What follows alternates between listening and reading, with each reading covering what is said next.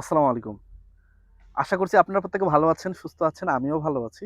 তো আমি আজকে আপনাদেরকে যে গাছটা দেখাবো, এটা আমাদের বর্তমান সময়ের সবথেকে প্রয়োজনীয় গাছ। আমাদের প্রত্যেকের পরিবারের কিছু ব্যতিক্রম থাকতে পারে। কিছু ডায়াবেটিস রোগী থাকে।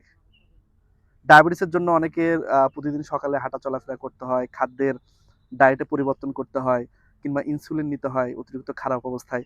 তারপরেও কিন্তু সুখে শান্তিতে থাকা যায় না। একবেলাও ভালোভাবে পেট ভরে কিন্তু খাওয়া সম্ভব না। তো আমি আপনাদের একটা সমাধান দেওয়ার ট্রাই করি। এটা একটা ইনসুলিন গাছ। তো ইনসুলিন গাছ এটা কিন্তু একটা ঔষধি গাছ। এই গাছটার উৎপত্তি মধ্য আমেরিকা। কিন্তু বর্তমানে বাংলাদেশ, ভারত, শ্রীলঙ্কা এই দেশগুলাতে এই গাছটাকে পাওয়া যায়।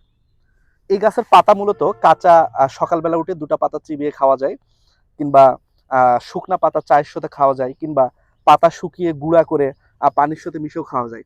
এটা খেলে ডায়াবেটিসটা কন্ট্রোল হয়, গ্লুকোজের পরিমাণ রক্তে কমে যায়, পাশাপাশি কোষ্ঠকাঠিন্য দূর হয়, রক্তচাপ কমে যায় এবং হার্টের জন্য অনেক ভালো আরকি।